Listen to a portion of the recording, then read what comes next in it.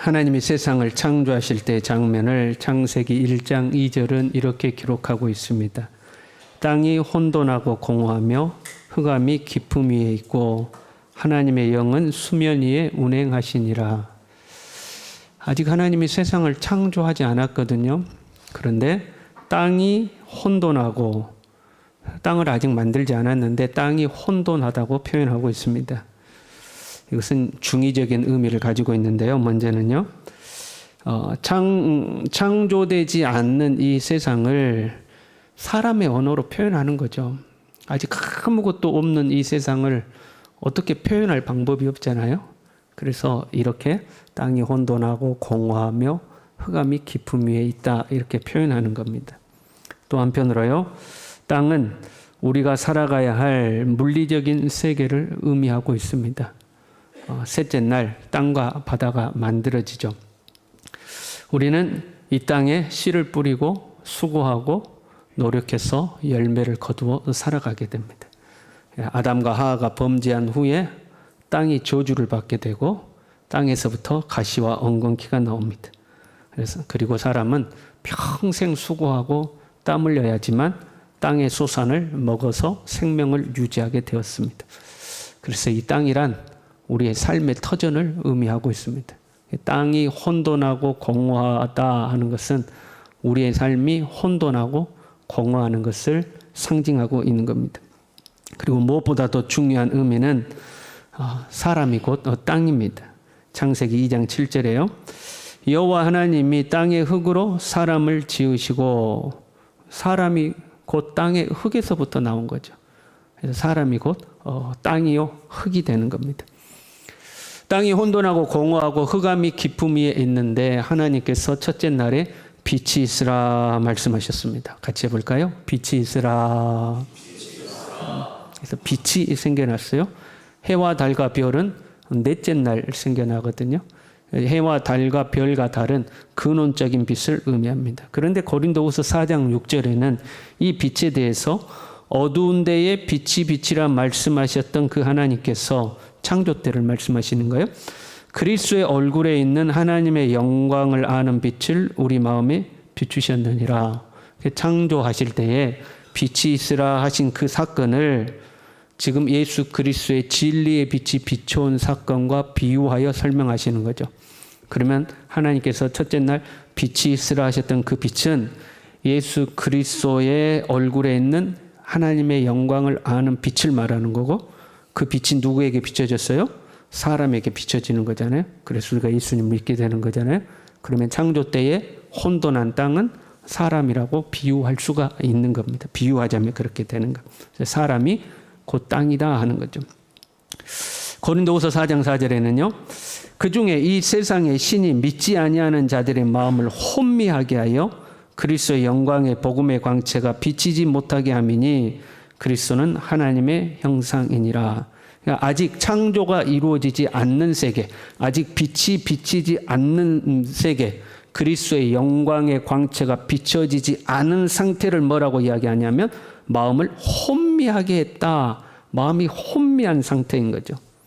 그것을 창세기 1장 2절은 어떻게 표현했어요? 땅이 혼돈하고 공허하고 흑암이 깊음 위에 있었다 하는 거죠. 아직 빛이 비춰지지 않는, 하나님의 창조가 이루어지지 않는 세계의 상태가 혼돈하고 공허하고 어둠이 있고, 다른 말로 혼미한 상태인 거죠.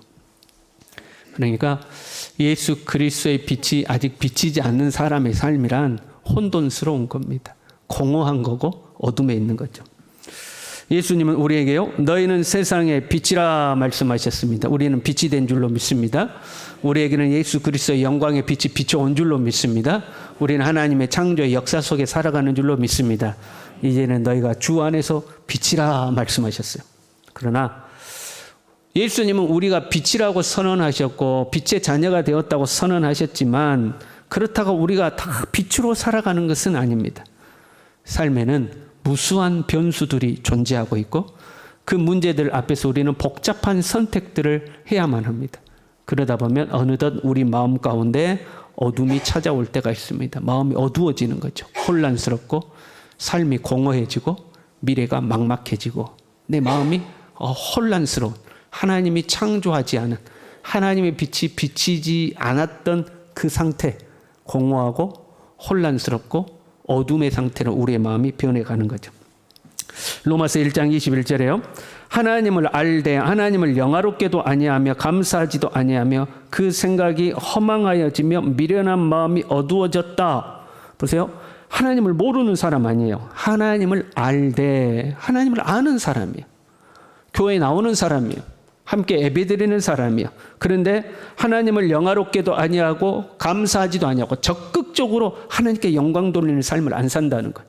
하나님께 감사하는 삶을 살지 않는 거죠. 오히려 그 생각이 허망하여지고 미련한 마음이 어두워졌다는 거죠. 미련한 마음으로 어두워진 거예요. 공허와 혼돈과 흑암이 찾아온다 하는 거예요. 그러니까 예수 안 믿는 사람들은 당연히 공허와 혼돈과 흑암 속에 있는 사람들이고, 예수님을 믿는 우리조차도 때로는 미련한 마음으로 어두워질 때가 있더라 하는 거죠. 흑암이 우리에게 찾아오고 공허가 찾아오고. 그렇잖아요, 여러분. 예수 믿어도 아이고 어떻게 사냐 이럴 때 있잖아요. 공허가 찾아오는 거죠. 에베소서 2장 3절에는요.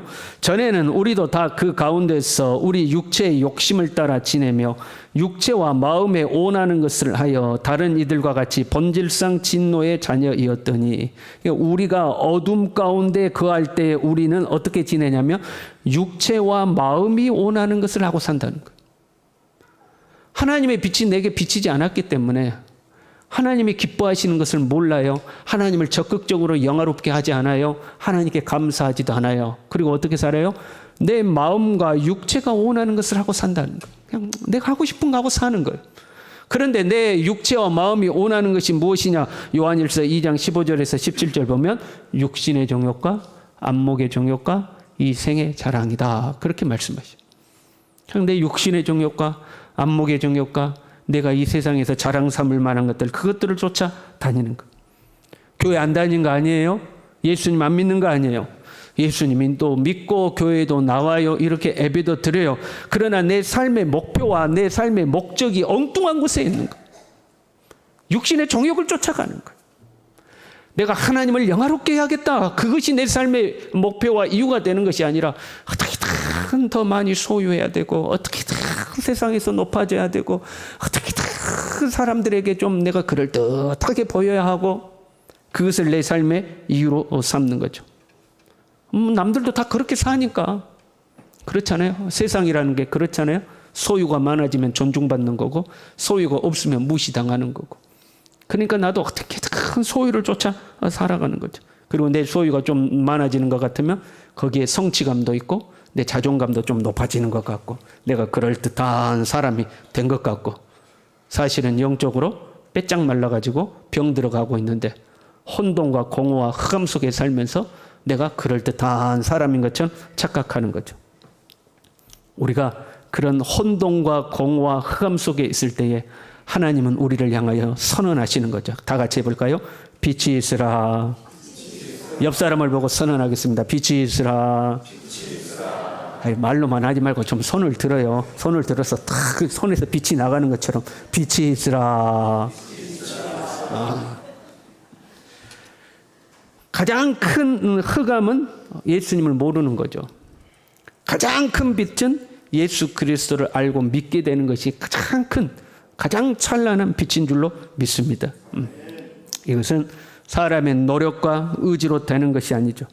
창조가 전적인 하나님의 역사에 의해서 이루어진 것처럼 예수 그리스도의 영광의 광채가 우리에게 비춰오는 것도 전적인 하나님의 은혜로 이루어지는 줄로 믿습니다. 그래서 고린도전서 12장 3절에요. 성령으로 아니하고는 누구든지 예수를 주시라 할 수 없느니라. 하나님의 은혜에 의해서 우리 안에 예수 그리스도의 광채가 비춰왔고 하나님의 은혜로 우리가 예수 그리스도를 구주로 고백하는 줄로 믿습니다. 흑암의 권세에 있다가 예수 그리스도의 광채가 비춰와서 드디어 어둠이 벗겨지고 예수 그리스도를 발견한 사람들에게 나타나는 공통된 현상이 있습니다. 제가 초등학교 5학년인가 6학년 때에 처음으로 성령 체험이라는 것을 했습니다. 형들 따라서 중고등부 수련회를 갔어요. 그 당시에는 어디 산속 같은 데 들어가가지고 천막을 크게 쳐놓고 바닥은 파란 포장지, 파란 뭐라고 그러죠, 그거? 천막 깔아놓고, 그리고 이제 그런 데서 수련회하고 밤에 집회하고 그랬거든요. 그런데 그 형들을 하는 중고등부 수련회를 따라가서 밤에 집회하다가 하염없이 울었어요. 왜 우는지도 몰라. 울면서도 스스로 뭐라고 생각해요? 내가 왜 이러지? 그러면서 우는 거예요. 그래서 하염없이 울었어요. 성령이 임하니까 하염없이 울었어요. 그리고 그렇게 기도회가 끝나고 나니까 내 마음이 밝아지고 기분이 그렇게 좋을 수가 없어요. 그렇게 기쁠 수가 없어요. 온 세상이 하늘, 초등학생의 눈에도 온 세상이 밝고 온 세상이 하나고 온 세상이 기쁨이 가득한 거예요. 여러분, 은혜 받으면요 얼굴이 다 밝아지는 거예요. 소위 은혜 받은 사람들의 마음속에는 기쁨이 충만해지는 거예요. 그래서 하나님의 빛이 비춰온 사람들의 겉으로 드러나는 공동된 특징이 뭐냐면 기쁨이 가득하다는 거예요. 예수 그리스도의 영광의 광채가 비쳐서 복음이 전파되기 시작하는 그 과정을 기록한 책이 사도행전입니다. 사도행전에 성령이 역사하고 복음의 빛이 비치는 중에 이런 표현들이 나와요. 사도행전 2장 46절에요. 날마다 마음을 같이하여 성전에 모이기를 힘쓰고 집에서 떡을 떼며 기쁨과 순전한 마음으로 음식을 먹었다. 성령 충만한 성도들이 모인 자리에는 뭐가 있었어요? 기쁨이 있었어요. 스데반이 순교한 후에요 초대교회에 핍박이 찾아왔습니다. 그래서 빌립이 성도들이 다 흩어지는 중에 빌립이 사마리아로 가서 복음을 전했거든요. 그 사마리아에서 복음을 전하고 이제 빌립은 또 쫓겨가는데 사도행전 8장 8절에요. 그 성에 큰 기쁨이 있더라. 복음의 빛이 비치니까 뭐가 찾아오는 거예요? 기쁨이 있었어요. 사도행전 13장에는요 바울과 바나바가 비시디아 안디옥에 가서 복음을 전했어요. 유대인들이 막 해방을 놓은 거예요. 그래서 핍박을 받아서 이고니온으로 바울과 바나바가 쫓겨갑니다. 그런데 남아있던 제자들에게 사도행전 13장 52절에 제자들은 기쁨과 성령이 충만하니라. 복음의 빛이 비춰오면 기쁨이 충만한 거예요. 데살로니가전서 1장 6절에는요 또 너희는 많은 환난 가운데서 성령의 기쁨으로 말씀을 받아. 외적인 환경에는 핍박이 있었습니다. 고난이 있었습니다. 어려움이 있었습니다. 그런데 말씀의 빛이 비춰오니까 뭐가 있어요? 기쁨으로 말씀을 받았다는 거예요. 보세요. 하나님이 창조하실 때 가장 먼저 빛을 만드셨어요. 빛이 있으라 하니 빛이 있었어요. 그 다음에 궁창을 만드시는데 하나님이 빛을 첫째 날 만드시고 둘째 날 궁창을 만드시는데 그 중간에 뭐가 하나 있어요. 뭐가 있는지 아세요? 하나님 보시기에 좋았더라. 빛을 만들고 나서 하나님의 반응이 기록되어 있는 거예요. 하나님 보시기에 좋았더라. 하나님이 만족하고 기뻐하시는 거예요. 빛이 비춰오고 나면 만족하고 기쁨이 찾아오는 거예요. 하나님의 빛이 우리에게 비춰오면 만족은 감사하는 거죠. 감사하고 기쁨이 따라오는 거예요. 제가 이번에 중국 다녀왔잖아요. 참 중국의 성도들이 신앙생활하는 것이 쉽지가 않습니다. 종교의 자유가 없는 곳이기 때문에 성경책도요. 과거에는 이제 한국에서 중국어 번역 성경을 가지고 갔는데 지금은 중국에서 성경책을 팝니다. 그런데 정부에서 검열을 받은 성경책만 팝니다. 이제 성경의 내용에서 뺄 건 빼는 거죠. 국가 시스템을 유지하기에 불리한 내용들이 있는 것은 그 내용들을 뺀 성경책을 가지고 있는 거거든요. 그래도 이제 그걸 가지고 신앙생활하는 게 편하니까 이제 그 성경을 보는 거죠. 그만큼 이 억압된 분위기, 자유가 제한된 분위기.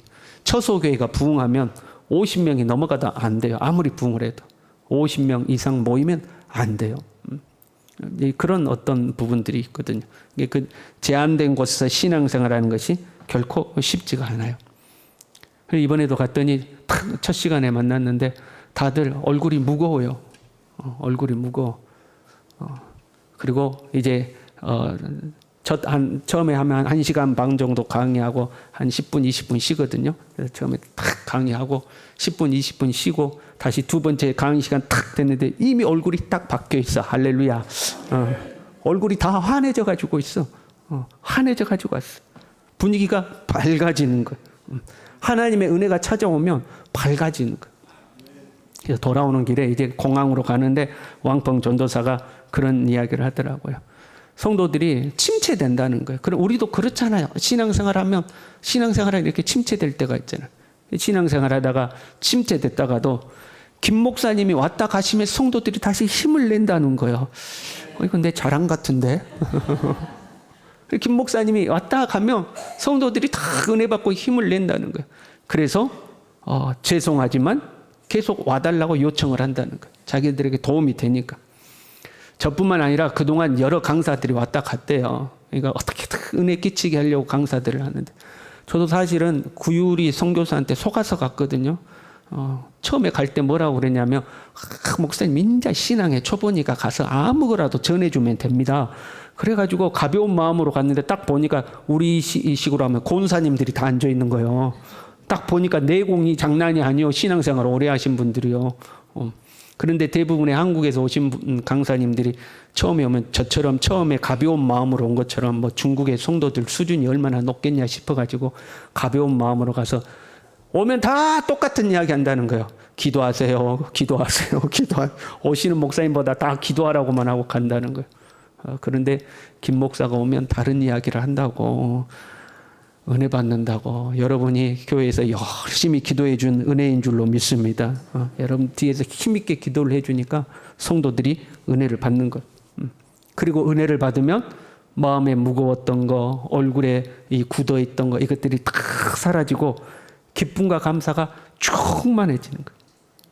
이렇게 가만 보면요. 얼굴이 굳어진 사람들이 있어요. 옆 사람 얼굴 한번 보세요. 굳어졌어요? 밝아요? 우리 옆 사람과 인사합시다. 당신 얼굴이 햇빛처럼 찬란합니다. 교회 왔는데도 뭐 얼굴이 이렇게 있는 분들 있으면 무서워가지고 거기는 못 쳐다보겠어. 내가 설교를 하더라도 어째 내 설교가 마음에 안 든가? 이거 못 쳐다봐. 무서워서. 여러분 교회 오실 때 웃으면서 오시길 바랍니다. 이게 햇빛에 까맣게 그을려도 다 그 인상을 보면 얼굴이 밝은 사람이 있어요. 그런데 얼굴에 분을 많이 칠해가지고 얼굴은 하얘도 그래도 그 이면이 어두운 사람들이 있는 거죠. 여러분 굳어지지 않기를 바랍니다. 은혜가 사라지면 굳어지는 거예요. 여러분 천국에는 물이 흐르잖아요. 천국에는 에덴 동산에도 사방으로 강이 흘렀어요. 요한계시록에 기록되어 있는 천국의 모습을 보더라도 하나님의 보좌에서부터 물이 흐르죠. 생명의 강이 물이 흐르는 거죠. 에스겔의 환상 중에도 보면 하나님의 성전에서부터 물이 흘러서 그것이 강을 이루고 바다를 이루는 걸 볼 수가 있죠. 하나님의 나라의 특징은 물이 흐르는 거예요. 물이 흐르면요, 땅은 옥토가 됩니다. 땅은 부드러운 땅이 되는 거죠. 그러나 물이 흐르지 않으면 땅은 굳어지고 계속해서 물이 흐르지 아니하면 그 땅은 사막이 되는 거죠. 이스라엘에게 있어서 물이란 은혜를 상징합니다. 중동 지역 사람들은 물이 귀하기 때문에 물은 은혜를 상징해요. 강물이라든가 샘물이라든가 비라든가 이슬이라든가 모두 은혜를 상징합니다. 그래서 귀신이 쫓겨나서 뭐 없는 곳으로 다녀요? 물 없는 곳으로 다니다가 이렇게 나오죠. 그 물이 없는 곳은 은혜 없는 곳으로 다녔다는 것을 표현했다고 해석이 가능해집니다. 이 물이 끊어지면, 물이 없어지면 사막이 되어 부드럽지 못합니다. 굳어집니다. 마찬가지로 은혜가 없는 심령은 굳어집니다. 마음이 딱딱해집니다. 마음이 딱딱해지니 감정적 공감이 이루어지지 않습니다. 누군가 슬픈 일을 당하면 우리가 얼마나 힘들까 그래야 되잖아요. 누구가 슬픈 일을 당하면 아이 시원하다. 네 그럴 줄 알았다. 마음이 완악해요. 누군가 좋은 일을 당하면 잘했다 축하한다 그래야 되는데 그 언제까지 가는가 보자. 마음이 완악해요. 얼굴은 굳어지고 웃음이 없어지죠. 마음에 기쁨이 없으니까 얼굴에 웃음이 없는 거예요. 그걸 뒤집어 생각해 보면 웃음이 없는 사람은 기쁨이 없는 사람이고 기쁨이 없는 사람은 은혜가 없는 사람이고 은혜가 없는 사람은 빛이 없는 사람이에요. 우리 옆 사람을 다시 보고 인사합시다. 당신 얼굴에 은혜가 흘러 넘칩니다. 다시 한번 하겠습니다. 살다 당신처럼 화난 사람은 처음 봅니다. 그래도 안 웃는 사람이 있어요. 본문의 빌립보서죠. 빌립보를 기록할 때 바울은 로마 감옥에 투옥되어 있었습니다. 지금 감옥에 갇혀서 편지를 쓰고 있는 거예요. 그런데 빌립보서는 기쁨을 강조합니다. 지금 감옥에 갇혀서 고난당하는 상황인데도 성도들에게 야, 기도 안 하고 뭐하냐? 나를 위해서 기도해야지. 너는 따뜻한 방에서 밥 먹고 편히 쉬고 나는 이 감옥에서 이 고생하는데 기도도 안 하냐? 그렇게 말하지 않고 기뻐해라. 기뻐하라고 이야기합니다. 그런데 특징이 뭐냐면 한 번 이야기하는 것이 아니고 기쁨을 두 번씩 강조해요. 1장 18절에 나는 기뻐하고 또한 기뻐하리라. 이렇게 두 번 강조해요. 2장 17절에도요. 나는 기뻐하고 너희 무리와 함께 기뻐하리라. 2장 18절에요. 이와 같이 너희도 기뻐하고 나와 함께 기뻐하라. 두 번씩 이야기해요. 오늘 본문에도요. 주 안에서 항상 기뻐하라. 내가 다시 말하노니 기뻐하라. 기뻐하라는 거예요. 언제 기뻐해요? 항상 기뻐하라는 거예요. 기쁨은 내 안에 형성되어 있는 내면적 상태를 의미하죠. 그렇잖아요? 그래서 나의 의지와 상관없이 만들어지는 거예요. 외적인 환경이 어떤 좋은 일이 있을 때, 뭔가 성공했을 때 내 안에 자동으로 형성되는 게 기쁨이죠. 그런데 본문은 명령하는 거예요. 항상 기뻐해라. 내가 다시 말하노니 기뻐하라는 거예요. 다시 말하면 의지적으로 기뻐하라는 거예요. 의지적으로 기뻐하고 즐거워하라는 거예요. 의지적으로 웃으라는 거예요. 여러분 항상 웃으시길 바랍니다. 항상 기뻐하시길 바랍니다. 왜 그러죠? 빛이 비친 사람의 상태가 기쁨이 나타나는 거예요. 빛이 비춰온 사람의 외적인 표현이 기쁨이에요. 웃음이에요. 너희는 빛의 자녀이기 때문에 항상 기뻐하라는 거예요. 여러분 항상 기뻐하시길 바랍니다. 하루 일과를 마치고 가정에 들어갈 때 웃으면서 들어가시길 바랍니다. 찡찡해가지고 들어가지 마시고 집을 떠났다가 하루 일과를 마치고 가족들이 들어오면 웃으면서 맞이하시길 바랍니다. 어머 여보 어서 오세요 하고 오셔야지. 인자 오냐 인간아? 그러지 마시고 여러분 기쁨으로 맞으세요. 교회 올 때도 여러분 웃으면서 오시길 바랍니다. 딱 제가 여러분 앞에 섰을 때 막 여러분이 너무 싱글벙글하고 있어가지고 막 기쁨이 있어야 되는데 하고 저 집사님 한 주간 동안 힘들었는가? 저 권사님 오늘 교회 오다가 남편하고 싸웠는가? 온갖 생각이 들면 안 되잖아요. 사람을 만나도 여러분 기뻐하시길 바랍니다. 서로 부족함이 있고 실수가 있어도 기뻐하시길 바랍니다. 왜 항상 기뻐해야 되는가? 분명합니다. 주 안에서 항상 기뻐하라. 3장 1절에도요. 나의 형제들아 주 안에서 기뻐하라. 창조가 되지 않았습니다. 혼돈하고 공허하고 흑암이 있습니다. 그런데 그 공허한 세상을 향하여 하나님이 말씀하십니다. 빛이 있으라. 빛을 만드신 분이 주님이십니다. 아직 하나님의 창조는 완성되지 않았습니다.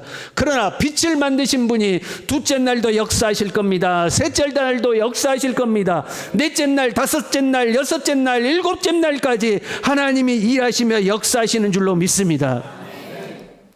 빛이 비춰왔지만 아직 땅이 만들어진 건 아니에요. 그렇잖아요. 땅은 셋째 날 만들어진다니까요. 그럼에도 불구하고 하나님이 역사하실 걸 믿는 거죠. 주님이 둘째 날에도 일하시고 셋째 날에도 일하시고 하나님 보시기에 심히 좋도록 우리의 삶을 완성하실 것을 우리는 신뢰하는 겁니다. 나를 위해 목숨을 아끼지 아니하시고 내어주신 예수 그리스도께서 지금도 성령으로 나와 함께하고 계시고 지금까지 인도하신 주님께서 앞으로도 우리의 미래를 이끌어 주실 것을 믿고 오늘 내게 주어진 것이 별로 마음에 들지 않는다 할지라도 앞으로 주님이 일하실 것을 우리는 신뢰하고 오늘을 기뻐하는 줄로 믿습니다. 주님 안에서 우리는 기뻐하는 거예요. 이 주님을 생각할 때에, 이 주님을 신뢰할 때 우리는 기뻐할 수 있는 거예요.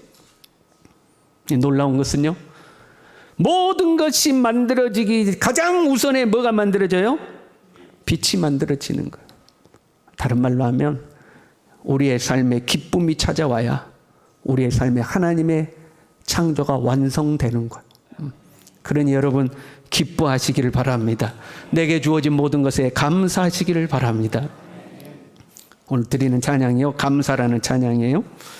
제가 중국에 가서 계속해서 흥얼거리고 부른 찬양이에요. 하나님의 은혜가 너무 감사한 거예요. 중국 가서 내가 전한 말씀에 성도들이 기뻐하고 즐거워하고 그 얼굴이 변하는 걸 볼 때에 너무너무 감사한 거예요. 그들에게 베풀어 주신 하나님의 은혜가 감사하고, 나를 사용하신 하나님의 은혜가 감사하고, 내가 예수 믿고 목사 된 것도 감사하고, 내가 서부교회 담임 목사가 되어서 여러분의 파송을 받아서 복음 전하는 것도 감사하고, 모든 것이 감사한 거예요. 특별히 가사 중에 이런 거 있어요. 주님 감사해요, 주님 감사해요. 내가 여기까지 온 것도 은혜입니다. 여러분, 우리가 여기까지 온 것도 은혜인 줄로 믿습니다. 주님의 빛이 비치면 여기까지 온 것도 하나님의 은혜요. 여기까지 왔으니 앞으로도 하나님이 완성해 갈 거예요. 근데 빛이 없으면 앞으로는 어떻게 살아야 할지, 삶은 왜 이렇게 힘들고 어려운지, 공허하고 혼란스럽고 어두운 거예요. 여러분, 이 모든 어둠을 다 물리쳐버리고 주님의 은혜 가운데서 기뻐하고 감사하고 우리 행복할 수 있기를 간절히 바랍니다. 우리 그 마음으로 함께 찬양하겠습니다.